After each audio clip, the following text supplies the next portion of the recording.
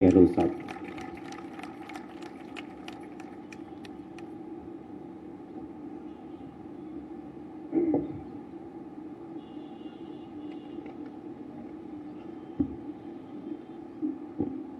हमारे chief secretary Shrimati Usha Sharma ji, DOP के principal secretary Hemant गहरा जी, सेक्रेटरी सीएम आरती डोगरा जी, रविंद्र गोस्वामी जी, सेक्रेटरी डीओपी, नवनिर्वाचित अध्यक्ष राजस्थान सचिवालय कर्मचारी संघ कपिल देव जी, शिव शंकर अग्रवाल जी, अध्यक्ष अधिकारी संघ पंकज कुमार जी, अभिमन्यु शर्मा जी, शिवजी राम जी जाट, रविंद्र सिंह शेखावत, अन्य सचिवालय सेवा संघ के पूर्व अध्यक्षगण, अन्य कर्मचारी संघों के वर्तमान व निवर्तमान अध्यक्षगण, पदाधिकारीगण, उपस्थित तमाम हमारे कर्मचारी भाइयों और बहनों, नौजवान साथियों, मुझे बहुत प्रसन्नता है कि आज राजस्थान सचिवालय कर्मचारी संघ की नवगठित कार्यकारिणी के शपथ ग्रहण समारोह में मुझे आने का सौभाग्य मिला। सबसे पहले मैं हेमंत, रविंद्र, कपिल देव नवनिर्वाचित अध्यक्ष जी को व इनकी तमाम नई कार्यकारिणी को अपनी ओर से, आप सबकी ओर से बहुत बहुत बधाई देना चाहता हूँ।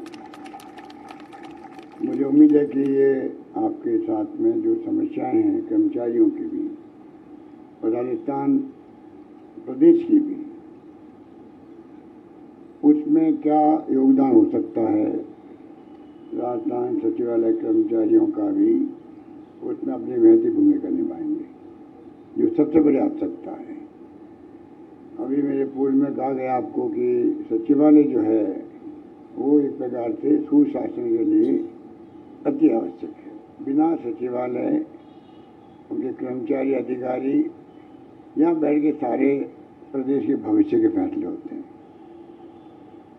और लागू आप लोग करते हैं, तो बहुत बड़ी जिम्मेवारी आप पे है, बहुत महत्वपूर्ण जिम्मेवारी आप पे है और उसी रूप में आप हमेशा काम करता है। और सरकार ने भी जब सरकार में मुझे आपके आशीर्वाद से, आपके दुआओं से अवसर मिला काम करने का प्रथम सेवक के रूप में, चाहे 22 साल पहले मैं था तब भी, फिर दूसरी बार मुख्यमंत्री बना और तीसरी बार अभी आपके सामने मैं आपके बीच में काम कर रहा हूँ। मुझे याद है पहली बार जब मैं मुख्यमंत्री बना तो स्ट्राइक हो गई थी कर्मचारियों की, याद है आपको? 64 days strike, no work no pay. ये हालात बन गए कि जो हमारे कर्मचारी, वो महेश व्यासी तो भी है नहीं यहाँ पर, आप दिख नहीं रहे वो, तो वो हमारे उस वक्त में मुख्य किरदार थे उस वक्त में। पर संबंध ऐसे जुड़े उस रिश्ते के बाद में चुनाव हुआ है। चुनाव में आपने जो गुस्सा था मेरे प्रति, पूरा गुस्सा निकाला आपने, पर उसके बाद में रिश्ते ऐसे भी जुड़े हैं उस घटना के बाद में कि बिना मांगे हुए आपके सब मांगे पूरी हो रही है, बिना मांगे हुए। और तो और 13 के अंदर तो आप सब बैठे हुए हो, क्या क्या फैसले नहीं किए हम लोगों ने आपके हित को देखते हुए। नहीं सरकार आई तो और तो सब तो बंद किए वो फैसले, वो 250 की स्टेशनरी थी वही बंद कर दी। तो तमाम बातें आपके सामने हैं, पर सरकार हमेशा आपके साथ खड़ी मिली आपको। और पहली बार भी जब स्ट्राइक हुई थी तो थोड़ा कम्युनिकेशन गैप भी हो गया, थोड़ी गलती हमारी भी रही, थोड़ी गलती आंदोलनकारियों की भी रही, क्योंकि हमारे स्ट्राइक के बाद में जो संवाद होना चाहिए था आप लोगों से, वो संवाद कायम नहीं हो पाया, क्योंकि हम भी नए नए थे उस वक्त में। तो उसमें आप लोगों ने महसूस भी किया कि अगर संवाद भी होता है तो कई बातें ठीक हो जाती हैं, वो उस वक्त में थोड़ी कमी रही, जो मैं खुद स्वीकार कर रहा हूँ। पर बाद में हमेशा मैंने, क्योंकि पहले भी उस वक्त भी मैंने कहा था स्ट्राइक में कि जब मैं प्रदेश कांग्रेस अध्यक्ष था, जब जब आपने हरदीप जोशी के वक्त में, शिवचंद्र माथुर के वक्त में स्ट्राइक की थी, तो हम लोग तो वो थे जो आप लोगों की पैरवी करते थे वहाँ। और मैं खुद मुख्यमंत्री बन गया तो मैं आपके खिलाफ हो गया, ये कैसे हो सकता था? पर वो जो कुछ भी हुआ हो गया वो। अब जो आपके अध्यक्ष जी ने कई बातें बताई, तो अभी तो शपथ ग्रहण समारोह में कोई घोषणाएं नहीं होती है। हम भी शपथ लेते थे, आप मालूम है कि खाली 10-15 मिनट का प्रोग्राम होता है। अब तो आपने जो बताया अभी उषा शर्मा जी ने बहुत विस्तार से आपको सब बात बताई। आप निश्चिंत रहें, जो जो आपकी मांगे हैं, कुछ तो मांगे बहुत पूरी की गई, इसमें कोई दो राय नहीं। प्रमोशन के एवेन्यू बहुत खोले आपके। एसीपी का जो अटक गया था पिछली गवर्नमेंट में, 30 अक्टूबर 17 के आदेश से एसीपी के संबंधित विसंगति पैदा हो गई। अभी हाल ही में हमने उसको दूर किया है। कुछ एश्योर्ड जो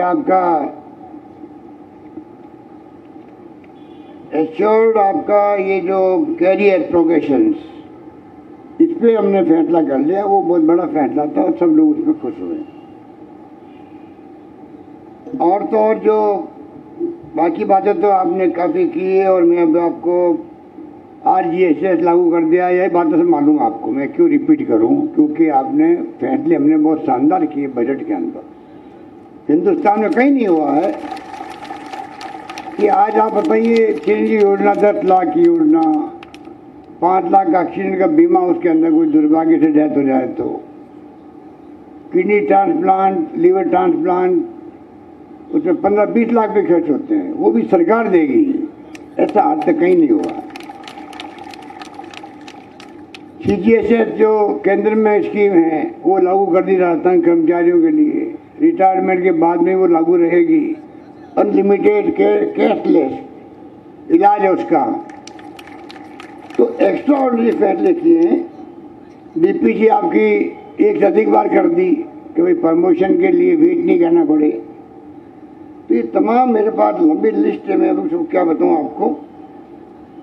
मृतक आश्रितों के लिए हमने बहुत ही शिथिलता दी है, करीब 8,000 के लगभग नौकरी लगी है, तो कोई कमी नहीं रख रहे हम लोग। और EWS का आरक्षण भी था, उसमें भी कई शर्तें हटा दी, तो बहुत लोगों को आराम हो गया नौकरी लगने के अंदर। तो चाहे वो अति पिछड़ा वर्ग हो, उसकी क्रिमिनल की बात थी, ये तमाम बातें मुझे मालूम है। मैं तो खुद एक ही चीज़ का ध्यान रखता हूँ। तो बजट जो पेश किया गया तो उसमें हमने बहुत ज़्यादा एक्सरसाइज की। अब जो NPS OPS जिसको लेके आपने बहुत तारीफ बजाई, और ये वास्तव फैसला एक ऐतिहासिक फैसला ही है मानवीय दृष्टिकोण से। ये जो फैसला किया है ये हमने सोच समझ के किया। ऐसा नहीं कोई खाली आपको खुश करने के लिए, चुनाव जीतने के लिए कर दिया। ये लोगों को गलतफहमी नहीं होनी चाहिए। ये अगर हम कहते हैं संवेदनशील, पारदर्शी, जवाबदेह प्रशासन देंगे, अगर हम कहते हैं, जो 22 साल से मैं बोल रहा हूँ यहाँ पर, तो मेरा फर्ज बनता है कि मैं फिर उसकी भावनाओं की कदर भी करूँ। संवेदनशीलता क्या है, पारदर्शिता क्या है, जवाबदेह प्रशासन क्या होना चाहिए, उसकी मैं कदर भी करूँ और वो लागू करने का प्रयास भी करूँ। उसी के कारण से ये आपका फैसला हुआ है और सबको आश्चर्य हो रहा है। खाली राजस्थान के आप लोगों को नहीं हो रहा है। कल राष्ट्रीय स्तर के तमाम जो पदाधिकारी आए थे जयपुर के अंदर, मुझसे मिलने रात को घर पे आए 200-250 लोग। वो भी आश्चर्य कर रहे थे कि जब आपने जो बजट स्पीच दी तो हम तो उसको सुन रहे थे अपने अपने राज्यों के अंदर, और मैंने भी उनको याद दिलाया मजाक के अंदर। मैंने कहा देखो, मैंने 2004 3 बार 4 बार बोला था असेंबली के अंदर। मेरे को समझने वाले समझ जाएंगे, और आखिर में मैंने घोषणा की तो सब समझने लगे। आश्चर्य हुआ कि ये क्या हो गया, विश्वास किसी को नहीं होगा। पर ये घोषणा जानबूझ करके, समझ करके, मानवीय दृष्टिकोण से, एक कर्मचारी ओल्ड एज पेंशन में है तो आराम से मालूम है कि बुढ़ापे के अंदर, ओल्ड एज के अंदर मेरे को मेरी ज़िंदगी सिक्योर रहेगी, पेंशन भी मिलेगी, डीए बढ़ता जाएगा और कंफर्टेबल मेरी ज़िंदगी रहेगी। आदमी ओल्ड एज में तकलीफ आता है और नई पेंशन के अंदर पैसा काटना शुरू हो गया, आपका भी, स्टेट गवर्नमेंट का भी, कोई बात नहीं। तो जमा कहाँ हो रहा है? जमा हो रहा है शेयर मार्केट के अंदर। कमाल है, पता नहीं किसने सलाह दे दी उस वक्त में। शेयर मार्केट में ऊपर नीचे होते ही रहता है।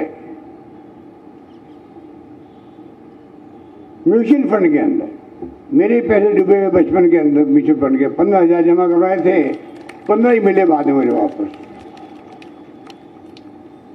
तो आप बताओ, म्यूचुअल फंड और एफडीआर जो है, क्या कहते हैं उसको, शेयर मार्केट के आधार पर जब 35 साल बाद रिटायर होगा कर्मचारी, ये बातें आपको कह रहा हूँ, सारी भी सुन रही है, क्योंकि ये दिल्ली में पैर भी यही करेगी ये बात। दिल्ली से आई है वहाँ पर, तो इनको मालूम है सबको, वहाँ समझाना पड़ेगा। हम चाहते हैं कि ये स्कीम लागू केंद्र सरकार को करनी पड़ेगी, आज नहीं तो कल करनी पड़ेगी, राज्यों को करनी पड़ेगी, सबको करनी पड़ेगी। क्योंकि ये मानवीय दृष्टि को मैं बार बार बोल रहा हूँ कि आदमी को मालूम नहीं 35 साल बाद में मुझे पेंशन कितनी मिलेगी। ना कोई डीओ की बात उसके अंदर है, ना मेडिकल की बात पता नहीं है कि नहीं उसके अंदर। ह्यूमन राइट कमीशन मना कर रहा था,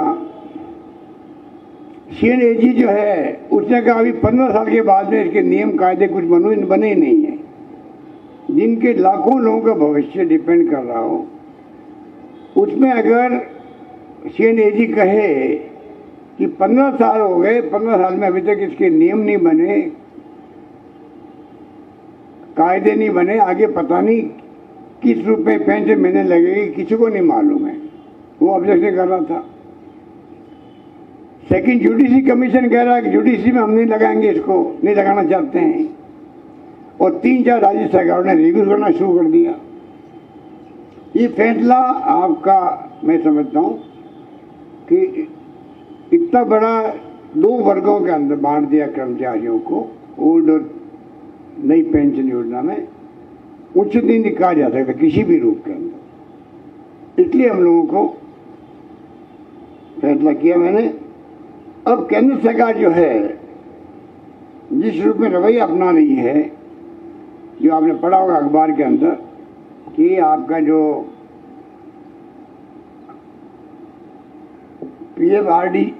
PFRDA जो फंड बना हुआ उसमें जमा होता है, पैसा जमा होता है। केंद्र सरकार राज्यों के कर्मचारियों को करता वो भी, और गवर्नमेंट का भी, स्टेट गवर्नमेंट उसको रोड अटका रहे हैं। कई नेताओं का आशंका थी, हमारे विपक्षी नेताओं को असेंबली के अंदर भी, आप इस पैसे का क्या करोगे, वापस दे पाओगे क्या? वो मैंने वहाँ असेंबली में क्लियर कर दिया कि इनको पैसा मिलेगा वापस, कोई चिंता करने की बात नहीं। अब मैं आज फिर रिपीट करना चाहूँगा, पूरा जो इनका पैसा है ये कितनी रोड़े अटकाए केंद्र सरकार वाले, पर हम अपना फैसला बनने नहीं, नंबर 1। और इसको जो है रिटायरमेंट पे ब्याज सहित मिलेगा, ये मैं निवेदन करना चाहता हूँ। कल जब आए थे केंद्र वाले तो कह रहे आपकी सरकार बदल गई तो क्या होगा,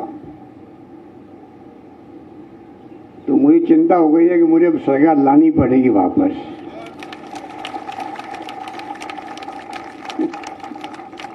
सरकार वापस लानी पड़ेगी कि कोई नई सरकार बने नहीं सके। क्योंकि अभी जब रिफाइनरी की बात की हमारे आपके अध्यक्ष ने, तो मुझे चिंता हो गई कि रिफाइनरी वास्तव में 5 साल डिले कर दिए बिना मतलब।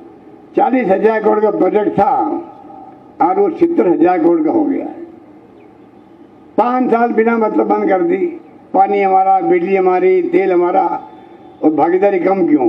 अब नई वापस शुरू की उन्होंने, तो वही भागीदारी 26%, तो बिना मतलब 30,000 करोड़ रुपये बढ़ गए उस रिफाइनरी के अंदर। अब ERCP है, उसमें रोड सरकारी केंद्र सरकार, 13 राज्यों की जल पीने के पानी की सिंचाई की प्रॉब्लम है और भयंकर प्रॉब्लम है। 13 जिले के लोग बैठे होंगे यहाँ पर, मालूम है क्या स्थिति वहाँ पर है। जयपुर सहित अनावश्यक रोड अटका रहे हैं। प्रधानमंत्री जी जयपुर में अरबे में वादा करके गए थे राष्ट्रीय योजना जरूर बनाएंगे, इसको आश्वासन दिया, पूरा नहीं कर रहे हैं। वो लड़ाई हमारी चलती रहेगी। इसलिए मैंने कहा आपको, अगर ये जो हमने घोषणा की आप निश्चिंत रहो, ये बदलने वाले नहीं, लागू होकर रहेगी, आपको न्याय मिलेगा। इसलिए इन्होंने जो आपके अध्यक्ष जी ने कुछ बातें कही हैं मुझे, दो तो मैं अभी उसके लिए कहना चाहूँगा। सचिवालय में हमने तय किया कि एक नई जो है बिल्डिंग बनाई जाए, क्योंकि यहाँ पर ज़्यादा संख्या हो गई कर्मचारियों की, बैठने की जगह कम पड़ रही है। ऑडिटोरियम की जो बात की गई थी, उसी के अंदर हम ऑडिटोरियम बना देंगे, उसी में बना देंगे ऑडिटोरियम, नई बिल्डिंग बने, ये मैंने कहा इसकी मैं घोषणा कर दूं। और दूसरा, जो गर्मियों में भी तापमान बढ़ गया और आपकी तकलीफ भी, तो लू कितनी चली, मई और अप्रैल में जो गर्मी पड़ी इस बार, 122 साल का इतिहास है, इतनी गर्मी कभी नहीं पड़ी जितनी इस बार पड़ी है। मतलब गर्मी भी प्रीपोन्ड हो गई है। मार्च अप्रैल में पड़ना लू का आप सोच सकते हैं। और वैसे भी अभी अध्यक्ष जी आप ये कह रहे हैं कि जो इसमें तकलीफ आ रही है, स्थिति जो बिल्डिंग की भी है, आपके कूलिंग प्लांट की भी है, तो इसके लिए मैं कहना चाहूँगा कि इसके लिए बाकायदा पूरा सिस्टम जो अपग्रेड करा जाएगा, गर्मियों के अंदर पूरा अपग्रेड करेंगे, तो इसमें कोई तकलीफ नहीं आए। और उद्धव शर्मा जी को मैंने कहा कि आप खुद देखें इस काम को कि कैसे आप सचिवालय में हमारे जितनी साथी है, जो कपिल देव जी ने बताया, उस ढंग से इसको हम चाहेंगे कि आपको सब सुविधाएं मिले। आपका रिसेप्शन हमने वादा किया वो पूरा हो गया, अच्छा बन गया रिसेप्शन। मैं समझता हूँ लोगों को भी जो आने वाले यहाँ पर हमारे प्रदेशवासी, उनको भी आराम मिल रहा है और सब सिस्टम ठीक हो गया। तो यही बातें मुझे आपसे कहनी थी। बहुत ही मुबारक मौका है, मुझे पहले भी कई बार आने का अवसर मिला है। अभी जब 2 साल करीब कोरोना काल जो रहा है, उसमें सब प्रोग्राम बंद हो गए, पर कोरोना के अंदर मैं आपको धन्यवाद देना चाहूँगा कि जिस रूप में आपने लॉकडाउन के अंदर भी जो काम किया, पूरे प्रदेशवासियों ने सहयोग किया। मुझे हमने करीब 500 वीडियो कॉन्फ्रेंसिंग करी थी उस वक्त में, करीब 250-300 तो खाली कोरोना को लेके थी। इतना शानदार प्रबंधन हुआ, इलाज फ्री हुआ, ऐसा बहुत कम राज्य में होगा। और नंबर 1 रहे हम लोग कोरोना प्रबंधन के अंदर, देश के अंदर। भीलवाड़ा मॉडल हमारा देश और देश के बाहर भी गया प्रबंधन की। आज पूरा देश में आज भी तारीफ करते हैं लोग। ये सब आप सबके सहयोग से संभव हुआ। NGO, एक्टिविस्ट, धर्मगुरु, सबको मैंने आह्वान किया, पॉलिटिकल पार्टियों को बुलाया, बातचीत करी, और सबने मिलके जो सेवा की है, मैंने कहा कोई भूखा नहीं सोना चाहिए, ये तुम्हारा धर्म था। मुझे खुशी है कहते हुए कि वास्तव में आप लोगों ने जो प्रबंधन किया, हमने 5 किस्तों में पैसा भेजा गरीबों को, ढूंढ करके, जो चाहे वो प्लेटफॉर्म पे सोते हों, चाहे वो डेस्टिट्यूट हो, ठेले वाला हो, सबके रोजगार बंद हो गए। जब लॉकडाउन में लग गया तो ठेले का चलेंगे फिर।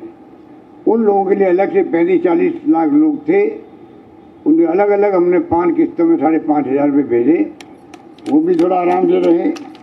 इस प्रकार से हमने कोई कमी नहीं रखी। और उसमें सचिवालय के हमारे तमाम साथियों का, अधिकारियों का, कर्मचारियों का बहुत सहयोग रहा, तो वो मैं कभी भूल नहीं सकता। तो एक चैलेंज था हमारे सामने कोरोना का, पूरे विश्वव्यापी महामारी फैलना। आज भी चाइना में लॉकडाउन लगा हुआ है, कोरिया के अंदर आज भी फैल रहा है। आज भी वो गया नहीं है, थोड़ा बच के रहिएगा आप लोग भी। और कई लोगों के घरों से परिवार के लोग चले गए, क्या बीतती उनके ऊपर आप सोच सकते हो। उस वक्त में क्या ऑक्सीजन की बात हो, रेमडेसिविर की बात हो, दवाइयों की बात हो, हमने चार्टर प्लेन किए था, बम्बई भेजा हो, टाइम पे दवाएं आए। एक दिन में डिले क्यों हो, किसी की जान क्यों जाए, एक एक चीज़ का हम लोगों ने मॉनिटरिंग की थी। पर जो सहयोग आपका मिला, वो अद्भुत था, सबने सहयोग किया। मैं उम्मीद करता हूं कि हम सब मिलकर के जो हमारा मुख्य ध्येय है, चाहे हम लोग राजनीतिक कार्यकर्ता हैं, चाहे आप लोग सहकारी सेवा में हैं, हम सब मिलकर के जो स्कीम बनाई हम लोगों ने, किसानों के लिए हो, चाहे मजदूरों के लिए हो, चाहे वो शहर के लिए हो या गांव के लिए हो, इतने फैसले किए हैं। उन फैसलों को लागू करना एक चुनौती हो रहा है सरकार के सामने। इंदिरा गांधी जी के नाम से हमने शहरी रोजगार योजना नरेगा के पैटर्न में शुरू करी, 100 दिन का रोजगार, देश में कहीं पे भी नहीं है। तो लागू करने के लिए तो हम सबको आगे आना पड़ेगा। नरेगा में 25 दिन बढ़ा दिए हम लोगों ने स्टेट फंडिंग से। तो जो काम हम लोगों ने हाथ में लिया बहुत चुनौतीपूर्ण है। तो मुझे खुशी है कि सरकार के स्तर पर अभी 800 जो हमने घोषणा की थी, करीब 350-400 की तो आदेश निकल चुके हैं। पूरी मॉनिटरिंग चल रही है। मैं आपसे मार्मिक अपील करना चाहूँगा, योजनाओं को लागू करवाने में और गांव तक उसका लाभ करे मिले गरीबों को, आम लोगों को, किसानों को, वो सुनिश्चित करने के लिए सचिवालय कर्मचारी संघ और सचिवालय कर्मचारियों का, अधिकारियों का बहुत बड़ी भूमिका होती है। वो आप निभाएं, ये मेरा आपसे विनम्र निवेदन रहेगा। यही बात कहता हूँ। मैं आपको इतने कहना चाहूँगा, जो मांगे रखी गई है उनको मैं वापस दिखाऊंगा और आप निश्चित है जो भी संभव होगा। एक बात और मुझे कहनी है, हमारे कुछ साथी बैठे हुए धरने पर CHA वाले, अब छोटे बच्चे उनके हाथ में हैं, 2 साल का, 1 साल का, कभी टीवी में झलक पड़ जाती है, बहुत दुख होता है। उनके लिए मैंने बजट के अंदर एक पैरा बनाया CHA वालों के लिए, कम्युनिटी हेल्थ असिस्टेंट के लिए। कोई इन्होंने अच्छा काम किया। तो उस वक्त में आपको मालूम है कि पहली लहर जब थी तो लोगों को भय था, भय बहुत था। पता नहीं, मैं खुद तकलीफ में नहीं आ जाऊँ, डॉक्टर भी डरते थे जाते हुए, कई लोग ICU के अंदर।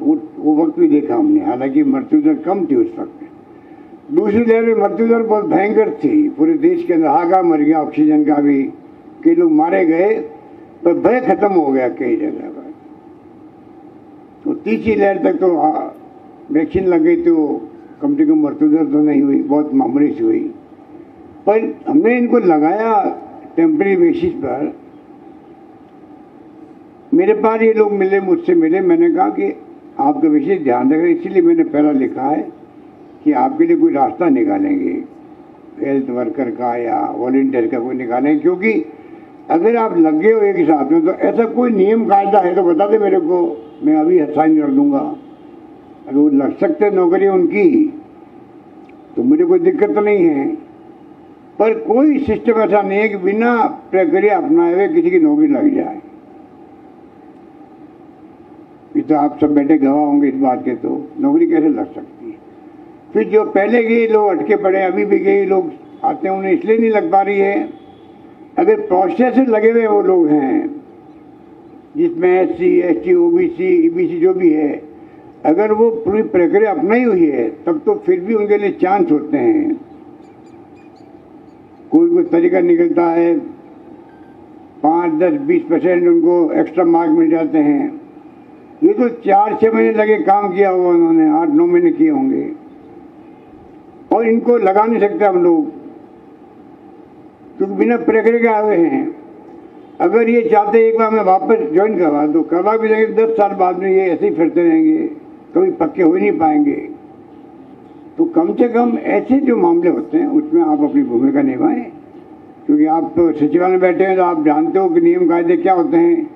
या फिर मेरे को नियम कायदे बता दीजिए कि इस प्रकार से कर सकते हैं इनका, तो मैं मदद कर दूंगा उनकी, और तो मैं क्या कर सकता हूँ। परंतु इस प्रकार से जो है, इतनी नियम है, इतनी हमने नियुक्ति दिए, कॉन्ट्रैक्ट वालों का अलग कैडर बना दिया हम लोगों ने। यहाँ तक कर दिया कि कॉन्ट्रैक्ट में लगे हुए हैं, उनका एक कैडर बन गया तो कम से कम आराम हो जाएगा उनका आगे पक्का करने के अंदर भी। तो सरकार की तरफ से कोई कमी नहीं हो रही है।